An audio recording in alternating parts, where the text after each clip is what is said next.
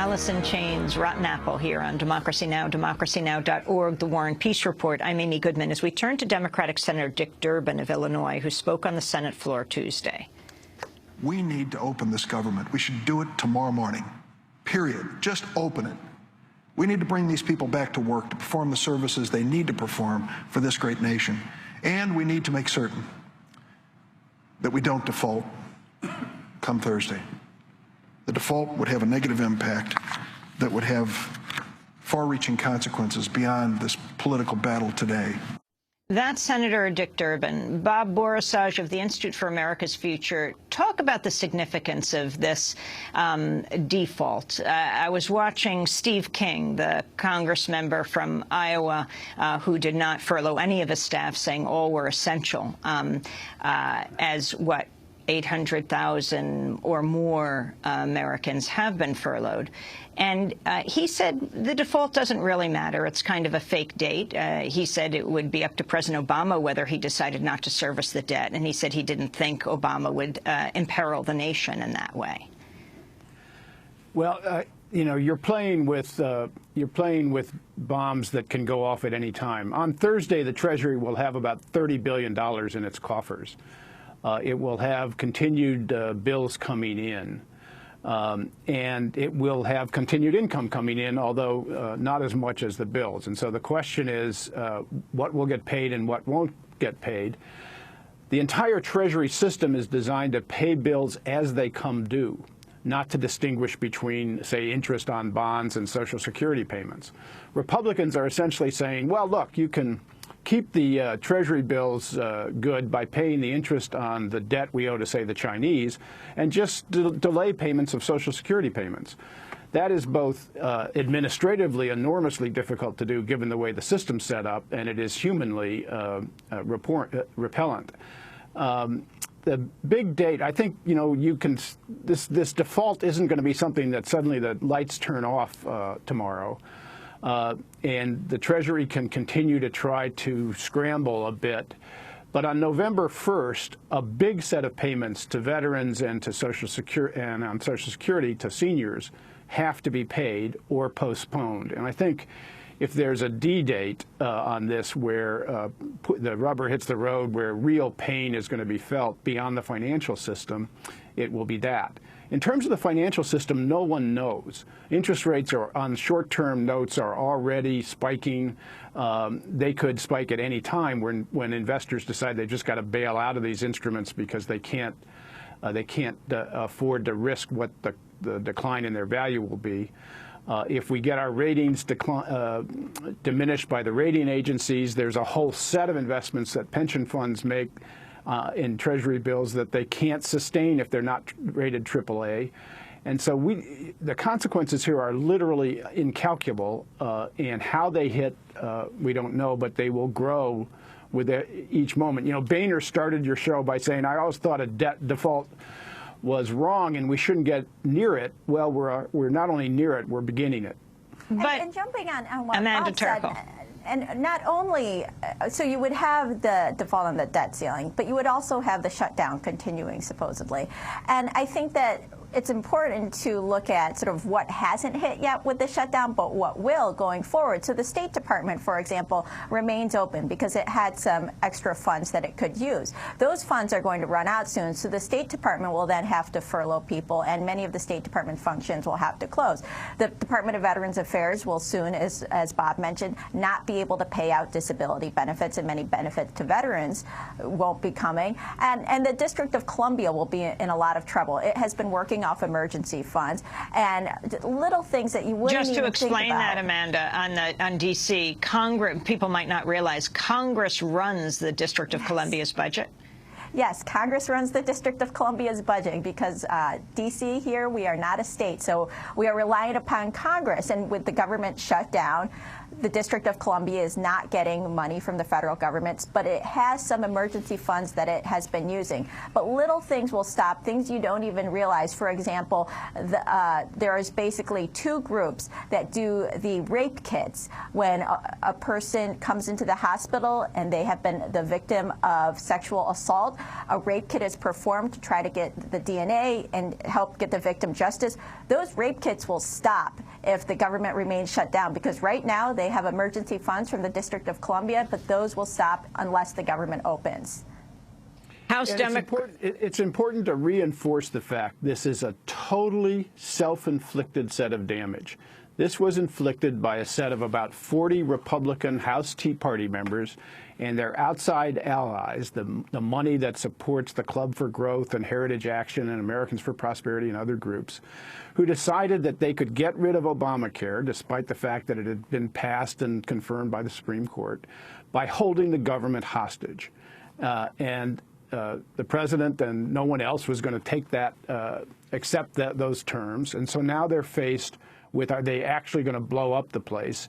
And they've already shut down the government into its third week, and now they're headed to the unimaginable, the default of America's debts. Republican Senator John McCain recently appeared on Fox News with host Martha McCallum. When McCallum asked him about the White House's handling of the suspension of death benefits to military families, McCain noted it was a Republican-induced shutdown that caused the problem in the first place. He was also quick to say Republican Senator Ted Cruz of Texas does not represent all Republicans.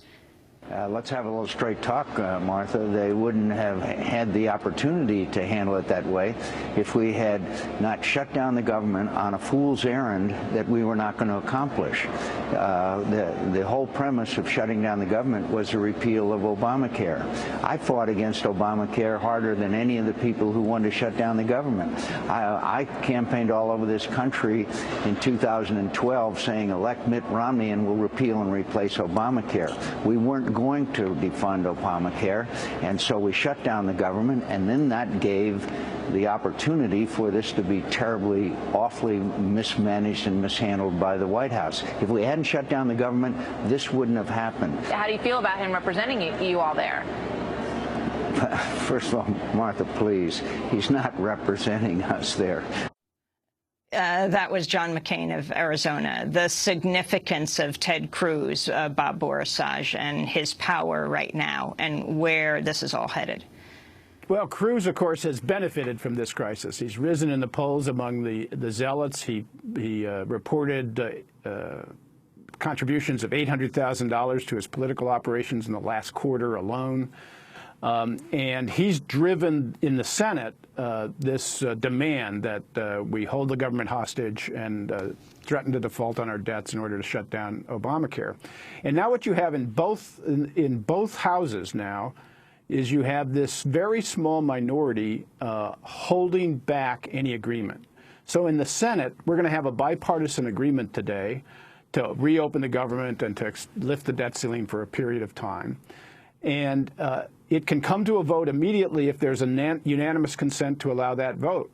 But if Ted Cruz and Mike Lee, his ally from Utah, decide alone to not allow that vote, the Senate can't even vote on it until after we default tomorrow and until Saturday.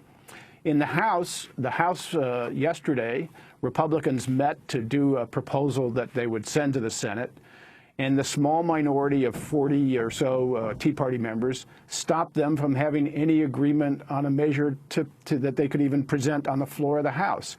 So you have the minority, the very small minorities of the House and the Senate stopping progress, stopping a settlement that could be made and be supported by the vast majority of both houses. House Democrats are criticizing their Republican counterparts for making a little noticed rule change. They say block them from reopening the government.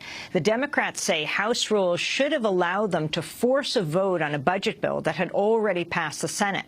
But on the eve of the shutdown, the House Rules Committee passed a measure effectively barring anyone except House Majority Leader Eric Cantor from taking such action.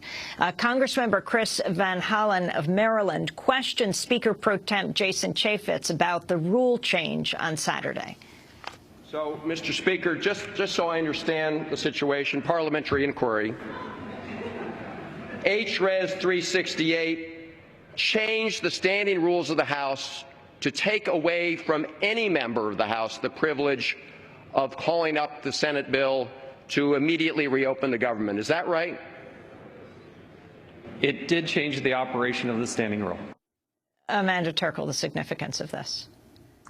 It's incredibly shocking, and I think the fact what they did is so brazen that you're starting to see this clip of Chris Van Hollen calling out the Republicans just going viral on the internet because people are amazed that Republicans did this. I mean, it's just baffled me that all along Republicans have said, look, a clean bill to continue funding the government and to reopen the government, it just couldn't pass the House. Well, if it can't pass the House, bring it up for a vote, let it fail, and Democrats will lose that very valuable talking point.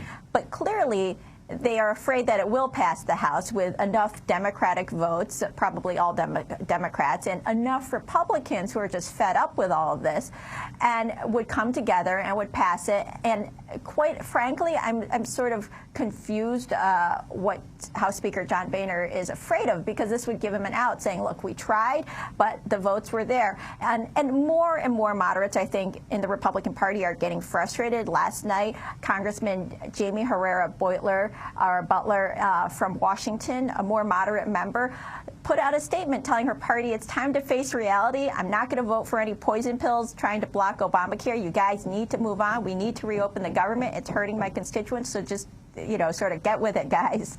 On Tuesday, Democratic Congressmember Charles Rangel of New York attempted to explain to CNN host Ashley Banfield why he believes it's impossible to work with House Republicans in good faith. This isn't a question of the House and Senate differing. This is not even a question of Republicans and Democrats differing.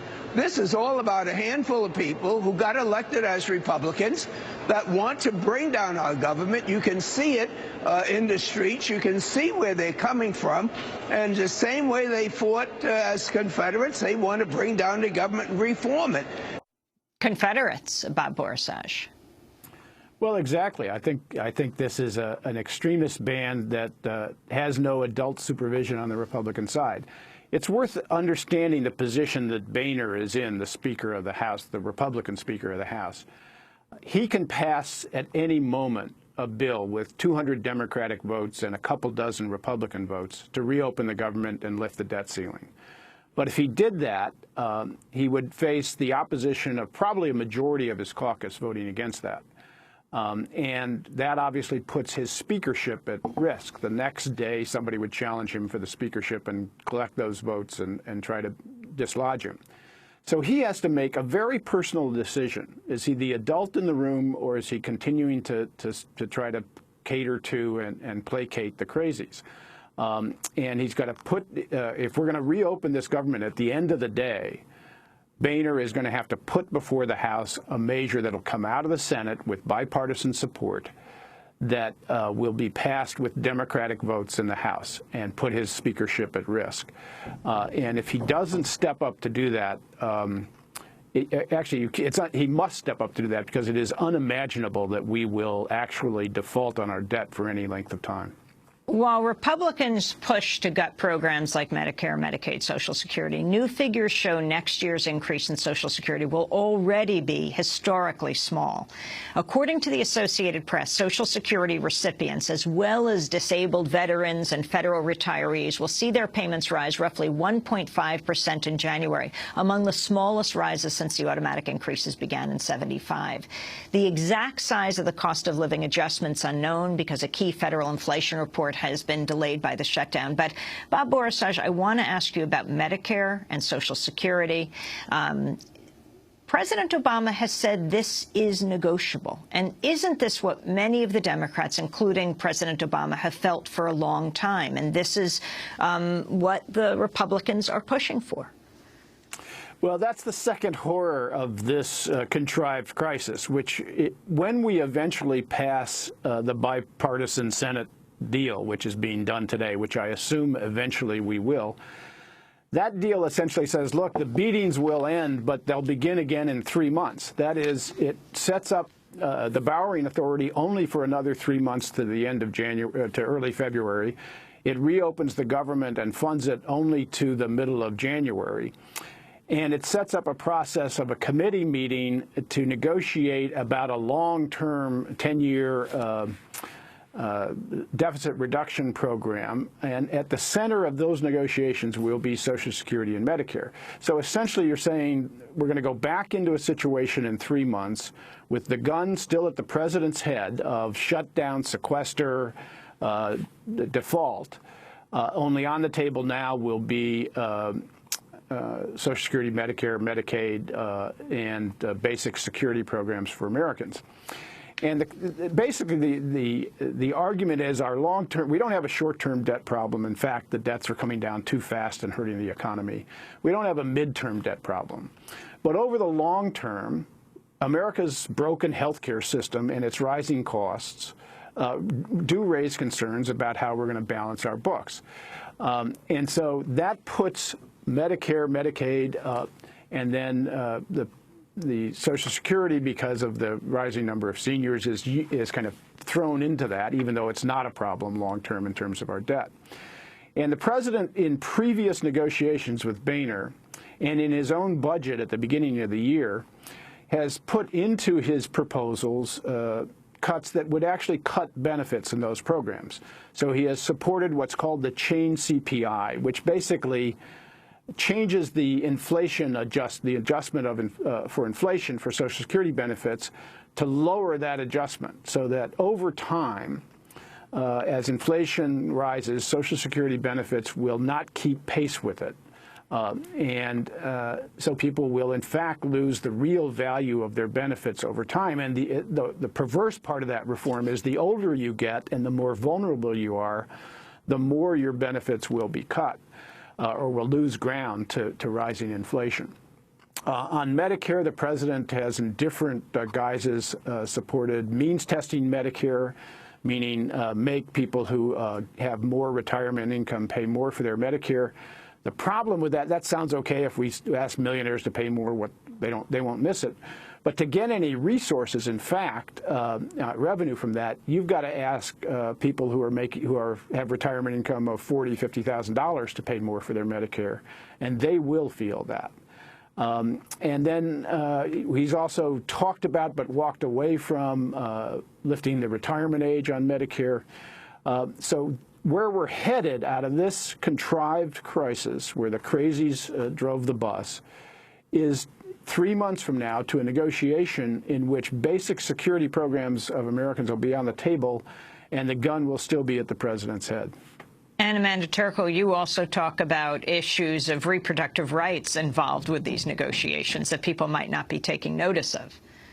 Yes, I mean, it's shocking that birth control will come up during a debate about the government shutdown and raising the debt limit, but there are some Republicans in the House who say that they want to insert the conscience clause into the Affordable Care Act. This is something that Republicans like Congressman Paul Ryan have been pushing for quite a while, which would allow employers and insurers to not offer free contraception that is promised under the Affordable Care Act if they have any sort of moral objection. So it doesn't matter if women don't have a moral objection and would like to be able to receive that. If their insurer or their employer has a moral objection, they get to make the decision for them, and women have to go elsewhere and pay for birth control that is promised to them under Obamacare. The fact that this is even coming up right now as the fact that we could default on our debt possibly because Republicans want to restrict access to free contraception is just absurd. Finally, Bob Borisaj, but, you know, there are many Democrats who actually agree with cutting Social Security and Medicare. Well, cutting Social Security is much more controversial among Democrats. I think any sensible look at that program, it does not contribute to our long-term debt.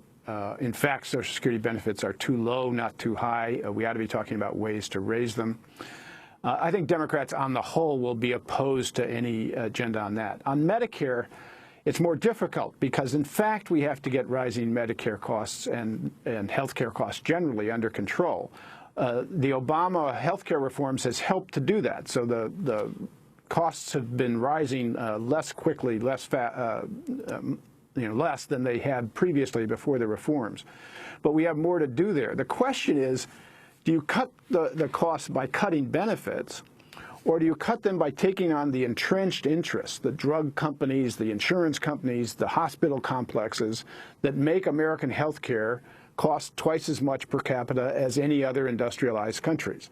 And, you can start by cutting the cost of Medicare by simply allowing Medicare to negotiate bulk discounts in prescription drugs, which would save hundreds of billions of dollars over 10 years. And that would be a good start. But under President Bush, of course, they passed Plan B, which stopped that kind of negotiation.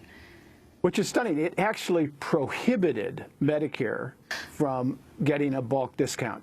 It was a total and abject giveaway to the drug companies. And, of course, the chairman of that committee then immediately became a $1 million lobbyist for the drug company. Billy Towson. After he retired, right. Of Louisiana. So in the end of the day, progressive Democrats would like to find ways, have to find ways to to reform our health care system so it delivers better health care at less cost.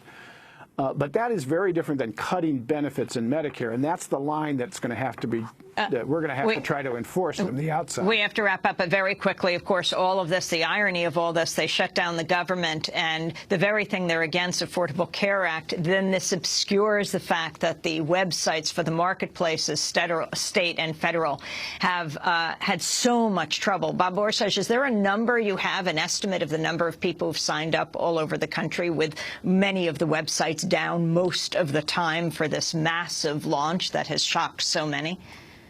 Well, it's not in the hundreds of thousands. It's in the handful of thousands. Some of the state sites have worked and worked decently, even though they have to make their way through federal things. And so in the states with Democratic governors that wanted the program to work, they've fared a bit better. But on the whole, the federal chaos has made it almost impossible, even for the navigators, to help people to sign up. Bob Borsaj and Amanda Turkle, I want to thank you for being with us. Bob Borsaj of the Institute for America's Future, Amanda Turkle with the Huffington Post. This is Democracy Now! We'll be back in a minute.